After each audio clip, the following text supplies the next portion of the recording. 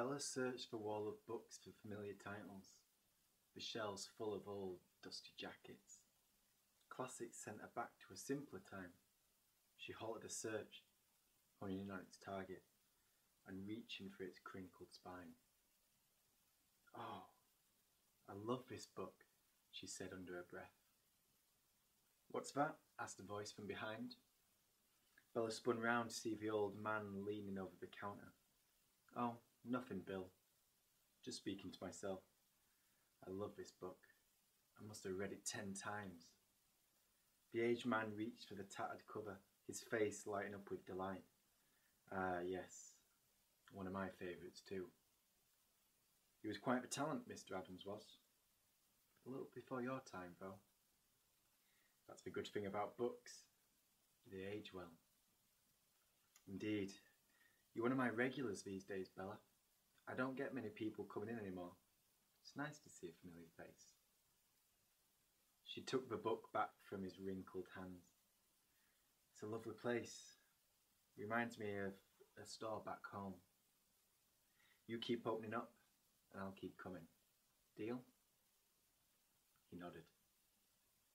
She spun back to the bookcase, thinking about how she had come across her new home away from home. After months of travelling and excitement, their time in Sydney had brought her to an abrupt stop. Alex found a job and set into a daily routine. Bella was glad to see him happy, but it left her with much time on her hands. Thin and long days of adventures brought her to this small beaten shop.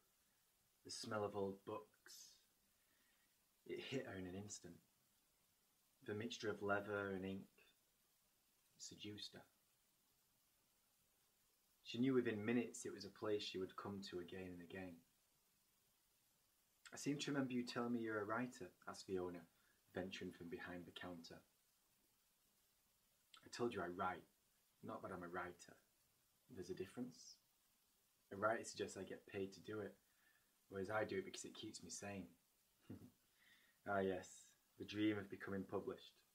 The way I see it, though, and it's just an old man's opinion, mind you, is if you write, you're a writer.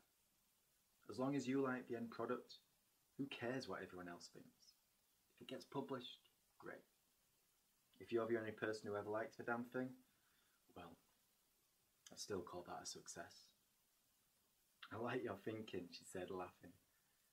"I'm not sure many people would agree with you, though." "They never do. Like I say, I'm just a crazy old man." His calming demeanour was relaxing.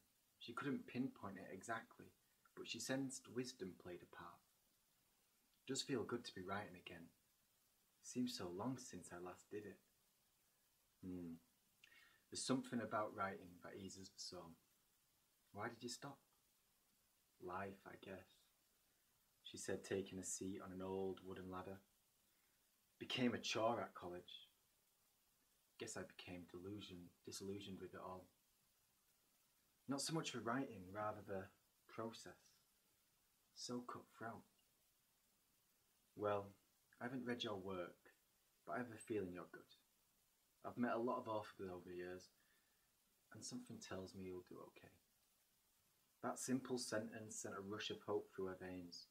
Memories of college came flooding back, a time of hope, dreams, and the ambition to write something important. It had diminished as each year passed, but recent months had brought her back. She felt clean, as though part of her soul had been rediscovered. "Why did you start again?" asked the old man. "Boredom, I guess. I love Sydney, it's beautiful, but I have nothing to do. Alex, he's my boyfriend, by the way, he works all day, and all I do is walk around and explore. At first it was amazing, but now I feel lazy." "That's what a job is for, young lady." She arched her brow and mocked a smile. "I have one, ish. Hardly glamorous, just a little cafe down the street, but it keeps this starving writer in close. Good for you. It's good to see a young person with work ethic." "Yeah, hardly think it constitutes as hard work. All I do is stand there and pour coffee. Not what I expect to do after college, that is for sure." "Maybe so. but it might be what you need right now. After all, it's brought you back to writing.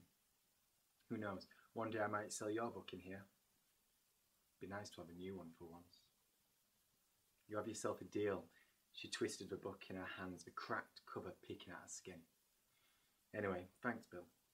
I didn't think I needed cheering up, but I guess I did.